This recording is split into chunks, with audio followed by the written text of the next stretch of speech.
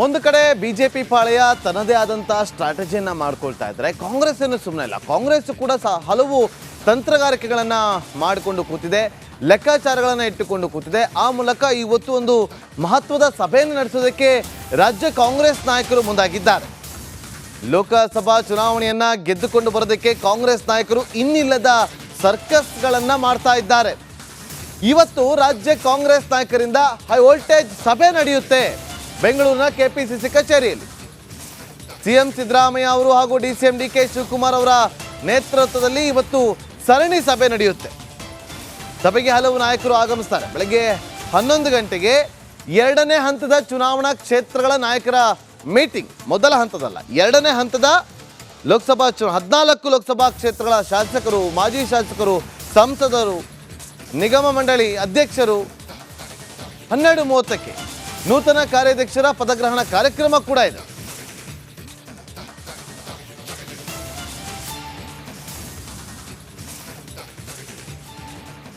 ಲೋಕ ಗೆಲ್ಲಲು ಇದು ಕೈತಂತ್ರ.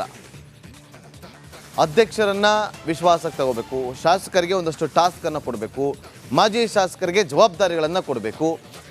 ಈ ರೀತಿಯಾಗಿ ಸಭೆಯನ್ನು ನಡೆಸ್ತಾರೆ. ಸಭೆಯಲ್ಲಿ ಪಾಠವನ್ನ ಮಾಡಲಿದ್ದಾರೆ ಡಿಸಿಎಂ ಡಿಕೆ ಶಿವಕುಮಾರ್ ಅವರು ಹಾಗೂ ಸಿಎಂ ಸಿದ್ದರಾಮಯ್ಯ ಅವರು. ಹೇಗೆ ನಾವು ಚುನಾವಣೆಯಲ್ಲಿ ಗೆಲ್ಲಬೇಕು, ಅದಕ್ಕೆ ನಾವು ಹೇಗೆಲ್ಲ ಸ್ಟ್ರಾಟಜಿ ಮಾಡಬೇಕು ನೋಡಿ. ವಿಧಾನಸಭಾ ಚುನಾವಣೆಯಲ್ಲಿ ಕಾಂಗ್ರೆಸ್ಗೆ ಸಿಕ್ಕಂಥ ಗೆಲುವು ಅದು ಅಭೂತಪೂರ್ವವಾದಂಥ ಗೆಲುವು. ಈಗಲೂ ಕೂಡ ರಾಜ್ಯದಲ್ಲಿ ಕಾಂಗ್ರೆಸ್ ಪಕ್ಷದ ಪಂಚ ಗ್ಯಾರಂಟಿ ವರ್ಕೌಟ್ ಆಗಿತ್ತು ವಿಧಾನಸಭಾ ಚುನಾವಣೆಯಲ್ಲಿ.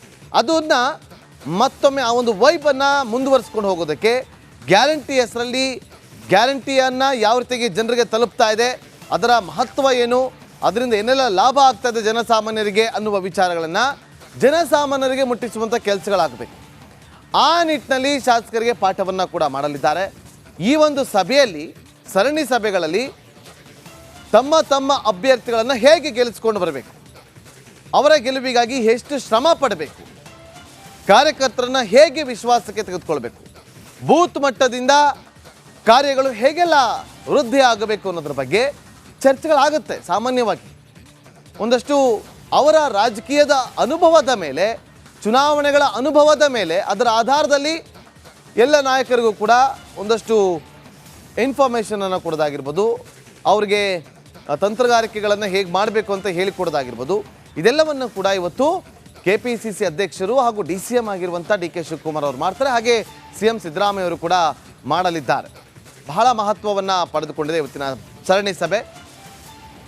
ಮತ್ತಷ್ಟು ಮಾಹಿತಿಯನ್ನು ಕೊಡ್ತಾರೆ ನಮ್ಮ ಪ್ರತಿನಿಧಿ ಬಸವರಾಜ್, ಲೈವ್ನಲ್ಲಿ ಜಾಯ್ನ್ ಆಗಿದ್ದಾರೆ. ಬಸವರಾಜ್, ಇವತ್ತಿನ ಸರಣಿ ಸಭೆಯಲ್ಲಿ ಏನೆಲ್ಲ ಚರ್ಚೆ ಆಗುತ್ತೆ? ಬಹಳ ಪ್ರಮುಖವಾಗಿ ಮೊದಲ ಹಂತದ ಸರಣಿ ಸಭೆ ಈಗಾಗಲೇ ಆಗಿದೆ. 2ನೇ ಹಂತದ ಮತದಾನ ನಡೀತಕ್ಕಂತಹ ಕ್ಷೇತ್ರಗಳೇನಿದಾವಲ್ಲ, ಅಲ್ಲಿ ಒಂದಷ್ಟು ಸಭೆಯನ್ನ ಮಾಡಿ ನಾಯಕರ ಮಧ್ಯೆ ಒಗ್ಗಟ್ಟನ್ನ ಪ್ರದರ್ಶನ ಮಾಡಬೇಕಾದಂತ ಅನಿವಾರ್ಯತೆ ಕಾಂಗ್ರೆಸ್ ಇದೆ. ಯಾಕಂದ್ರೆ ಕೊನೆ ಹಂತದ ಸಭೆ ಇದು, ಅವ್ರ ಮತ್ತೆ ಸಭೆ ಮಾಡಕ್ ಆಗಲ್ಲ. ಈಗಾಗಲೇ 2ನೇ ಹಂತದ ನಾಮಪತ್ರ ಸಲ್ಲಿಕೆ ಆರಂಭ ಇನ್ನೇನು ಕೆಲವೇ ದಿನಗಳೇ ಪ್ರಾರಂಭ ಆಗುತ್ತೆ. ಅದಕ್ಕೂ ಮುಂಚಿತವಾಗಿ ಒಗ್ಗಟ್ಟಿನ ಪ್ರದರ್ಶನ ಮಾಡುವ ನಿಟ್ಟಿನಲ್ಲಿ ಇವತ್ತಿನ 2ನೇ ಹಂತದ ಮತದಾನ ನಡೀತಕ್ಕಂಥ ಎಲ್ಲಾ ಕ್ಷೇತ್ರಗಳ ಶಾಸಕರು, ಸಂಸದರು ಮತ್ತು ಮಾಜಿ ಶಾಸಕರು, ಅಲ್ಲಿ ಕೊಟ್ಟಂತ ಅಭ್ಯರ್ಥಿಗಳು ಎಲ್ಲರನ್ನೂ ಕರೆಸಿ ಒಂದಷ್ಟು ವಾರ್ನಿಂಗ್ ಅನ್ನು ಮಾಡೋರಿದ್ದಾರೆ. ನೋಡಿ, ನೀವು ಸ್ಪರ್ಧೆ ಮಾಡಿದಂತಹ ಕ್ಷೇತ್ರಗಳಲ್ಲಿ ಮತ್ತು ನೀವು ಸಂಘಟನೆ ಮಾಡ್ತಕ್ಕಂತಹ ಏನು ಬ್ಲಾಕ್ ಗಳಿದಾವ, ಅಲ್ಲಿ ರಾಜ್ಯ ಕಾಂಗ್ರೆಸ್ ನೀವು ಒಂದಷ್ಟು ಲೀಡ್ ಕೊಡುವಂತ ಕೆಲಸವನ್ನ ಮಾಡ್ಬೇಕು. ಯಾರು ಲೀಡ್ ಕೊಡ್ತೀರಿ ಅವರು ನಿಮ್ಮ ಸ್ಥಾನಗಳನ್ನ ಉಳಿಸ್ಕೊಳ್ತೀರಿ. ಬಸವರಾಜ್, ನಿಮ್ಮ ಧ್ವನಿ ಸ್ವಲ್ಪ ಡಿಸ್ಟರ್ಬೆನ್ಸ್ ಇದೆ. ಥ್ಯಾಂಕ್ ಯು ನಿಮ್ಮೆಲ್ಲ ಮಾಹಿತಿಗಾಗಿ.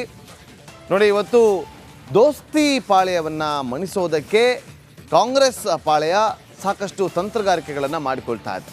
ಇವತ್ತು ನೋಡಿ, ಪ್ರಮುಖವಾಗಿ ಏನೆಲ್ಲ ಆಗುತ್ತೆ ಅಂತ ಹೇಳ್ತೀನಿ ನೋಡಿ. ನೂತನ ಕಾರ್ಯಾಧ್ಯಕ್ಷರಾದಂಥ ವಿನಯ್ ಕುಲಕರ್ಣಿ, ತನ್ವೀರ್ ಸೇಠ್, ಜೆ.ಸಿ. ಚಂದ್ರಶೇಖರ್, ವಸಂತ್ ಕುಮಾರ್, ಮಂಜುನಾಥ್ ಭಂಡಾರಿ ಅಧಿಕಾರವನ್ನು ಸ್ವೀಕಾರ ಮಾಡಲಿದ್ದಾರೆ ಮೊದಲಿಗೆ.